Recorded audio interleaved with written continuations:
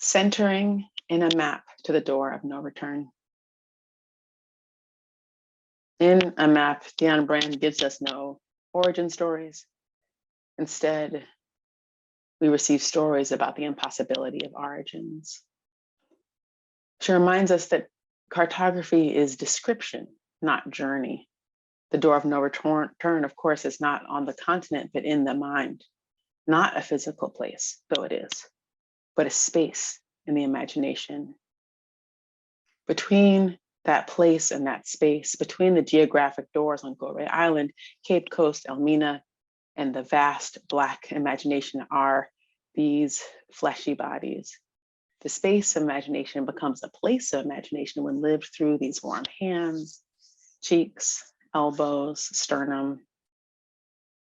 If, quote, the door exists as an absence, how does it manifest in our embodied presence? This is a question I've been experimenting with and would like to use the next few moments to invite you to play with me and experiment with me as I consider a somatic centering practice inspired by the gift that is Dionne Brand's map to the door of no return.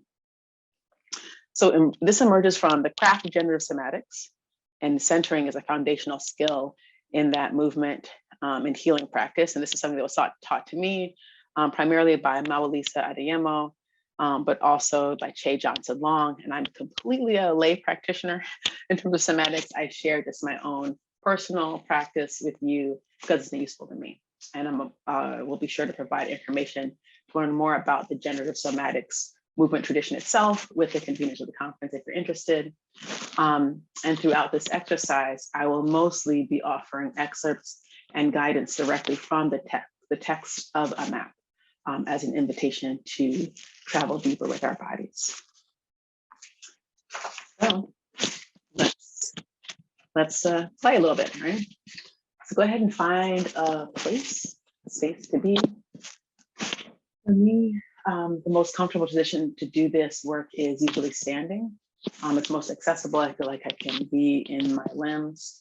If sitting feels more relaxed, right, and more of a place to be with the body, please sit. If lying down is what feels most accessible in terms of presence of the body, this practice can totally be done lying down.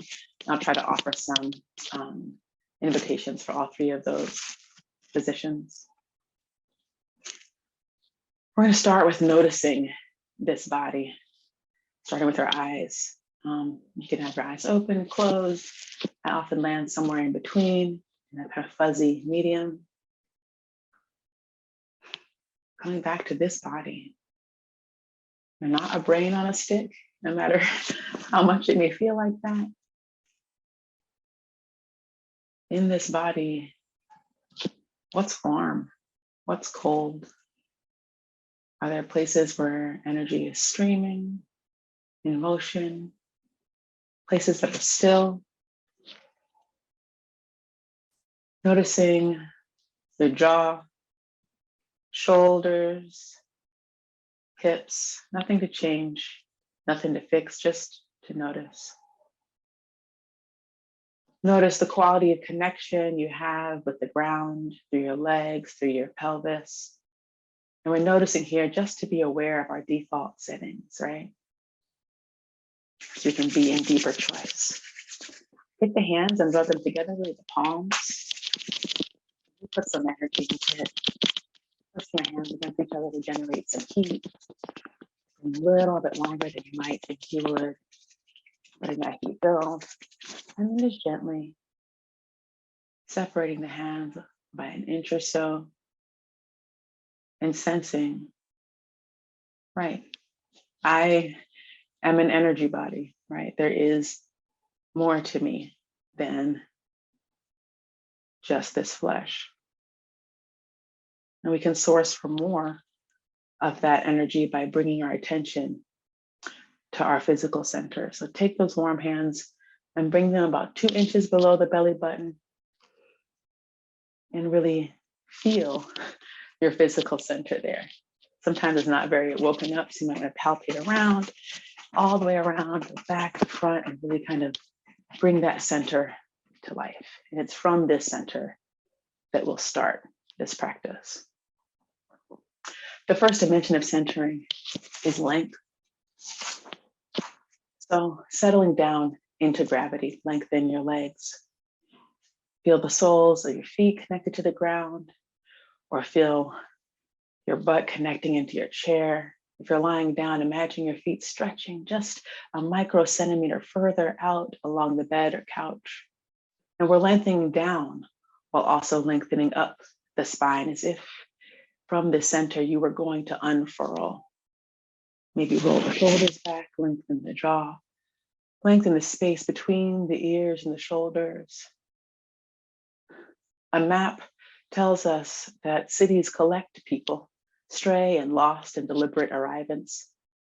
Origins are rehabilitated and rebuilt here. We also rebuild our relationship to this body. Here in this dimension of length, we get to know our dignity, the deepest knowing of our inherent worth. Quote, "You are therefore already mythic."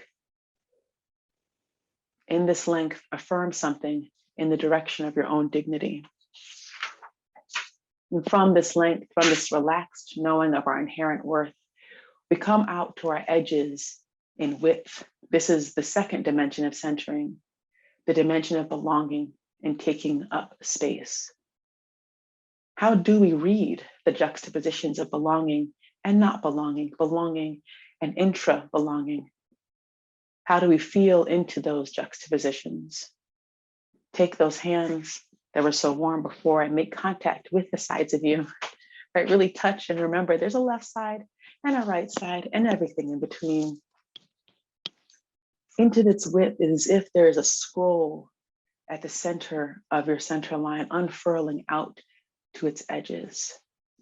Feel the sensation of the inside of your arms making contact with the outside of your torso, the outside of your knees, maybe even tapping down to feel the outsides of your calves. This is width. Width is where we hold our right to take up space. It's where we know the truth of our interdependence, like three young girls standing in a courtroom. Friends, co-conspirators, co-defendants, they met as outsiders, no doubt. Perhaps we did too. Outsiders to the city and outsiders in our own homes, the families that gave us the last names, the same families that gave us the first names to protect us from the last names. For us, for them, the city is beautiful and reckless, a roller coaster of laughing lipstick, of talking and dissing and high-fiving and wide eyes, of mock offense and of wonder, of rap music and boys they cruise. In our width, we sense all of that. We sense what needs to have a boundary, or what needs to become more permeable. We can use our arms to hold and take care of the I. In this intermediate space, we can broaden them out to affirm the broadest, a broader set of we gathered here at this convening, we gathered here in our homes, we gathered here in our community circles, and stretch our arms out to the widest space. This is where we hold space for the all. This is where we remember that the door of no return is ajar between us. Width is where we remember who loves us and who we love. Width is the place where she and I and you live in the living of it. From this width, fully in our width, fully in our length, we now can bring attention to the back of the body in order to center in the third dimension of depth. So here, really go ahead and touch your back. Often for me, the back of my body kind of is asleep, right? Goes into sleep mode while I'm so forward centered. So touch, bring your hands to the back of your head, the back of your neck. You can palpate if you want a little bit to wake it up. Soften your knees, soften the glutes. Find yourself in the back of you. Let your weight really fall back a little on your heels, fall back a little on your chair. Falling even deeper into the bed or couch you're laying on. Feel back there, all that you moved through to make it to this moment, to stand before this screen, all that moved through you to make you who you are. The door casts a haunting spell on the personal and collective consciousnesses in the diaspora. One enters a room and history follows. One enters a room and history proceeds. History's already seated in the chair, in the empty room when one arrives. History already logged on to this webinar before we did. All of our inheritance, all of our legacies right here behind us. Flung out and dispersed in diaspora, one has a sense of being touched or glimpsed from this door, as if walking down the street, someone touches you on the shoulder. When you look around, there's no one, yet the air is oddly warm with some presence. Under pressure, we can rest back into that warmth, that presence of all we come from. We who come from multitudes, throngs, wandering the bottom of the ocean, eyeless and handless, cuffed and coffled. I remembered my dreams of the Sargasso, its thick tangle of bones, long turned to coal and sand. So many genealogies at our backs. Look, I come from one of the oldest cities in the world, the oldest civilization. They built a parking lot and think it is a civilization. We laugh and laugh because it is true, true. We citizens of the parking lot with no flag to speak of, no nation that has pledged its allegiance to us, we too have a come from. The thickness of all that we come from can support the weight of whatever this moment brings. With that support palpable at your back and that connection in the back of you, you might be able to brave opening to what is in front, because the road knows that wherever you find yourself, you are. And so I invite you to relax the muscles of the chest, drop the shoulders, physically unguarding the heart, relaxing the muscles around the belly so we might be fully available to this moment. In this centered body, there's nothing to lean away from, nothing to effort. Each morning, I think we wake up and open our eyes and set the particles of forms together. We make solidity with our eyes and the matter in our brains, how a room looks, how a leg looks, how a clock looks, how a thread, how a speck of sand. We collect each molecule, summing them up into flesh or leaf or water or air. Before that, everything is liquid, ubiquitous, and mute. Can we melt a bit more in this moment and let a bit of that liquid state seep into this experience? Leaning back into our come from, we can soften around our eyes, soften around our hair, heart. This is the practice of being relaxed in the face of the unknown. This is being at home in the threshold of the door. Can we awaken here to these radiant moments of ordinariness made like art?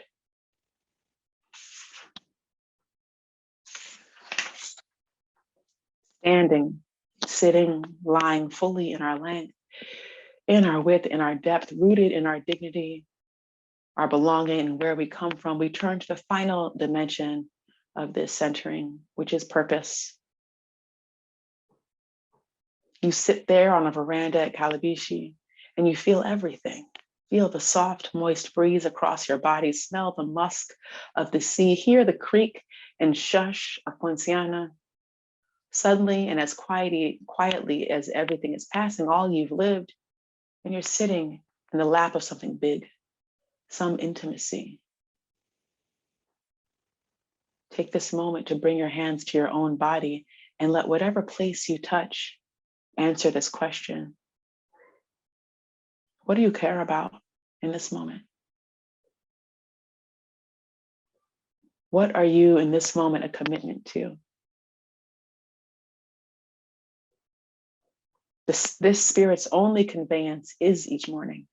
Breath, departures of any kind, tapers, sheets of anything, paper, cloth, rain, ice, spittle, glass. It likes blue and fireflies. It is an oyster leaving pearl. They are a prism of endless shimmering color. They are bony with hope, muscular with grief possession. We are bony with hope. We are oyster leaving pearl.